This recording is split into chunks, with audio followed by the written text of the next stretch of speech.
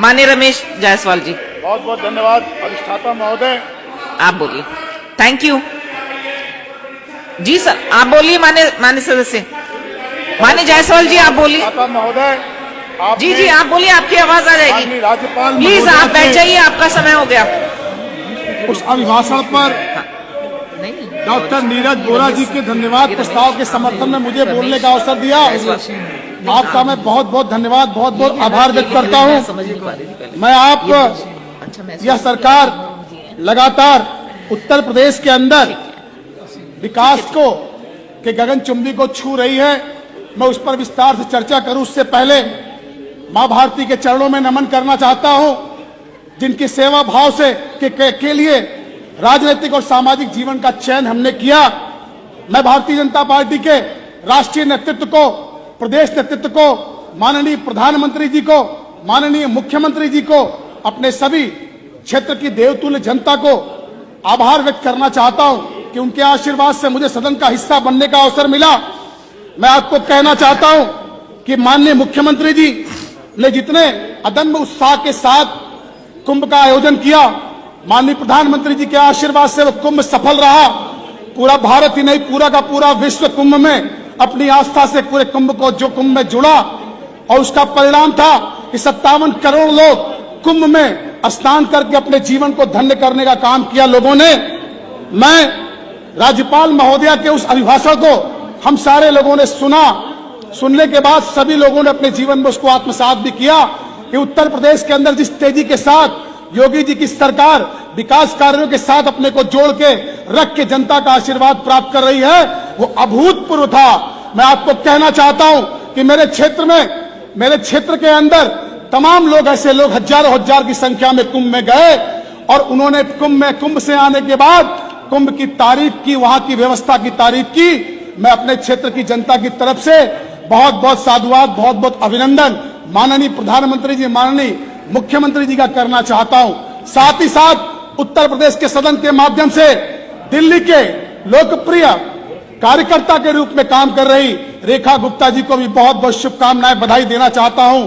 दिल्ली के मुख्यमंत्री बनने पर सौभाग्य से उस शालीमार बाग में पार्टी के आदेश पर मुझे जाने का अवसर मिला था और वहां रिकॉर्ड मतों से शालीमार बाग में रेखा गुप्ता ने जीत दर्ज करके एक महिला कार्यकर्ता, एक महिला वैश्य परिवार की वो बहन बेटी, जिसे भारतीय जनता पार्टी ने मुख्यमंत्री बनाकर पूरे के पूरे देश के अंदर एक संदेश देने का काम किया।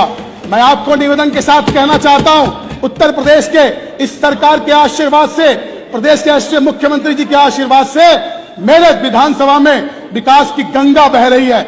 मेरे विधानसभा क्षेत्र के अंदर 197 करोड़ 40 लाख रुपए से गोदना मोड़ से लेके बबरी लेवा एलिया तक ये 4 लेन सड़क बन रही है। हमारे क्षेत्र के अंदर पड़ाव से रामनगर तक 150 करोड़ रुपए की सड़क बन रही है। हमारे क्षेत्र से लेकर आपका बलुआ की तरफ जाने वाली सड़क भी लगभग 500 करोड़ से बन रही है। मेरे विधानसभा क्षेत्र में पड़ाव से लेकर सुभाष पार्क मुगलसराय तक 6 लेन और उसके बाद 4 लेन गोदना मोड़ तक का निर्माण बहुत तेजी से हो रहा है। मैं बहुत ही दुख के साथ कहना चाहता हूं कि हमारे यहाँ कुछ सामाजिक संस्था के लोग जो पब्लिक को गुमराह करने के लिए वहां पहले से प्रस्तावित सड़क थी, जिस पर ऑलरेडी एक डीपीआर तय होता है, कार्य योजना बनती है, कार्य योजना के बाद उसकी वित्तीय स्वीकृति मिलती है, उसके बाद किसी सड़क का निर्माण होता है। हमारे यहाँ एक संस्था द्वारा जहां 4 लेन निर्माण का कार्य शुरू हो रहा है, 6 लेन समाप्त होने के बाद वो वहां हमारी जनता को गुमराह करके 4 लेन की जगह 6 लेन की मांग कर रही थी। मैं समझता हूं वो जनता है, वो अपनी बात कह सकती है, उनके प्रोटेस्ट करने में मेरा कोई भी उस पर आरोप प्रत्यारोप भी नहीं है, परंतु बहुत ही दुख के साथ कहना पड़ रहा है इस सदन में प्रतिपक्ष के साथी हमारे जिले के रहने वाले माननीय विधायक जी ने कल कहा कि वहां भ्रष्टाचार की भेंट चढ़ गई।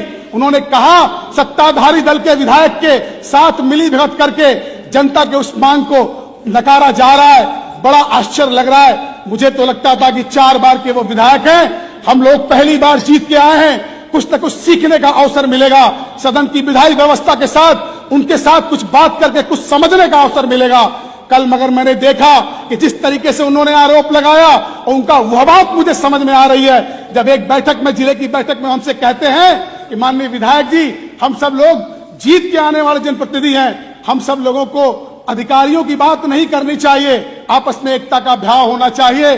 कल जब मैंने देखा कि जनता को बताना तो दूर, विधानसभा में 4 बार के सदस्य हैं वो, और वहां पे जाके वो पीडब्ल्यूडी के अधिकारियों से बात करके उस सड़क का वास्तविक स्वरूप उनको तय करना चाहिए। वो जनता को गुमराह करने का काम कर रहे थे। मैं समझता हूं कि ज्ञान का अभाव रहा उनको अपने ज्ञान में वृद्धि करनी चाहिए। कोई दिक्कत हो तो बता दीजिए।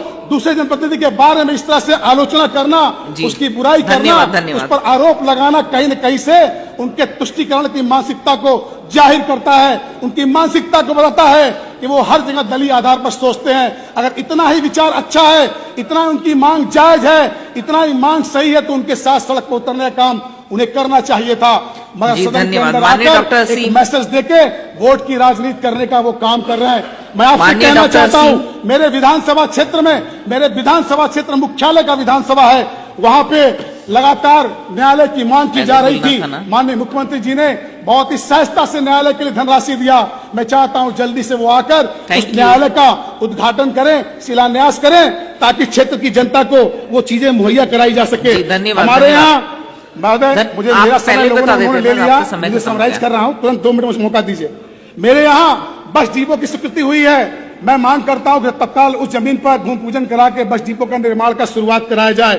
हमारे क्षेत्र की जनता जो मुख्यालय पर हमारा जो नगर पंचायत है, पूरे के पूरे जिले में किसी मुख्यालय पर नगर पंचायत नहीं है। माननीय डॉक्टर सिंह, मैं आपके माध्यम आप लिख के दे दीजिएगा, बाकी कि आप वहां पर नगर पालिका निर्माण कराएं।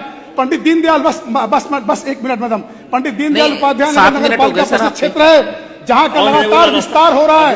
मैं चाहता हूं अलग से धनराशि मुहैया कराकर नगर पालिका क्षेत्र का विकास।